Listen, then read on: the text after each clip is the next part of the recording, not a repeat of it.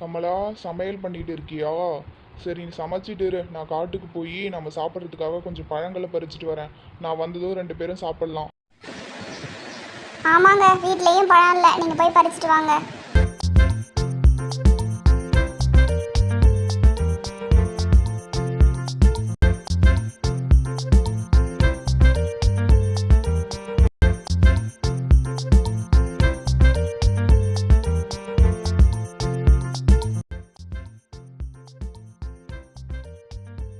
நம்ம வெள்ளையர் போல தெரிகிறாரே.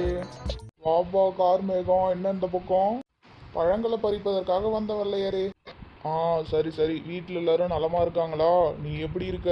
ஆளையே பார்க்க முடியலப்பா. அடிக்கடி இந்த பக்கம் வந்துட்டு போ. சரியா? சரி, பழங்களை பறிக்க நேரம் ஆகுது, நீ கிளம்பு. சரிங்க வெள்ளையரே, என் மனைவி வேற பழங்களுக்காக காத்துக்கிட்டு இருப்பா. நான் போயிட்டு வரேன் வெள்ளையரே, நீங்கள் பத்திரமா இருங்க. சரியா? இந்த கார்மேகம் ரொம்ப நல்ல பையன். ஆனால் என்ன பண்ணுறது, அவன் தங்கச்சியை தான் குடிகார பயலுக்கு கட்டி கொடுத்துட்டான். என்னவோ வாழ்க்கை போகுது போ.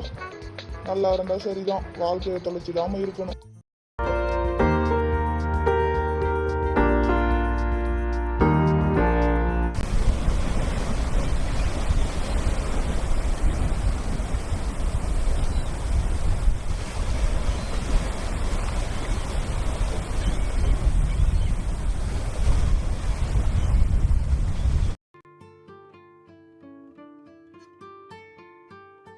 அடடா, பார்க்கும் போதே ஆசையா இருக்கே. எவ்வளோ பழங்கள், காற்றடிச்சதும் அவ்வளோ பழங்கள் கீழே விழுதே. எடுத்துக்கிட்டு போவோம். காகம் தனக்கு தேவையான பழங்களை எடுத்துக்கிட்டு சுற்றுச்சூழலை ரசிச்சுக்கிட்டே வீட்டுக்கு போய்கிட்டு இருந்துச்சு.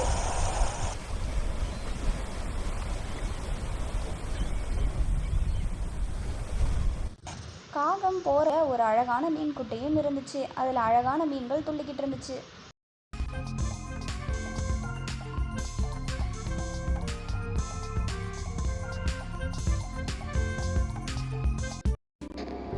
என்ன சுகம்டா, இந்த மாதிரி ஒரு தனிமையில சிகரெட் பிடிக்கிறதே ஒரு தனி சுகம்தான்.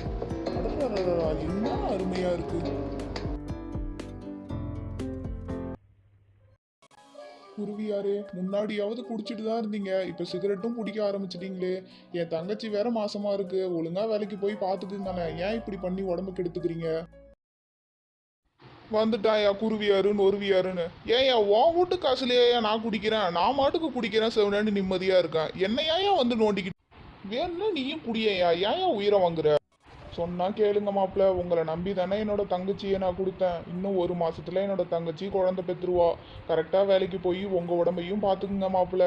உங்களுக்கு எஞ்சி சொல்ல சொல்ல குடிச்சிக்கிட்டே இருக்கல்ல, நீயும் குடிச்சு உன் உடம்பையும் கெடுத்து என் தங்கச்சியோட வாழ்க்கையும் கெடுக்க பாக்குற. உன்னை நம்பி தானே கொடுத்த, உனக்கெல்லாம் பட்டாதான் தெரியும். காகமும் மனக்கவலையோட எடுத்துட்டு வந்த பழங்களை கூட எடுத்துட்டு போகாம வீட்டுக்கு போனான்.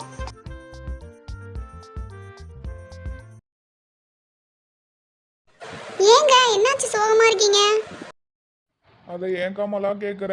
முன்னாடியாவது மாப்பிள்ளை குடிச்சிக்கிட்டு தான் இருந்தாரு, இப்ப புகையும் பிடிக்க ஆரம்பிச்சிட்டாரு. என் தங்கச்சி வாழ்க்கையை நினைச்சா எனக்கு ரொம்ப கவலையா இருக்கு கமலா.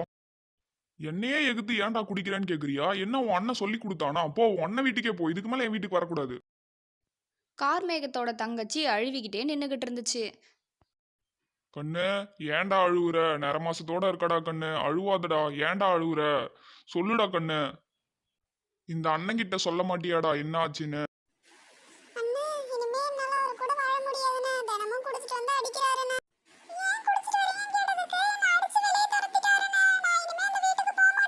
சரிம்மா தங்கச்சி, நீ அழாத. இனிமே மாப்பிள்ளை எப்ப திருந்தி வராரோ அப்ப நீ வீட்டுக்கு போ. அது வரைக்கும் இங்கேயே இரு, சரியா?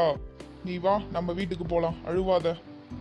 வாமா, அண்ணன் இருக்கேன், பயப்படாம இரு, சரியா? சூரியன் மறைஞ்சு நிலவும் தெரிய ஆரம்பிச்சுது.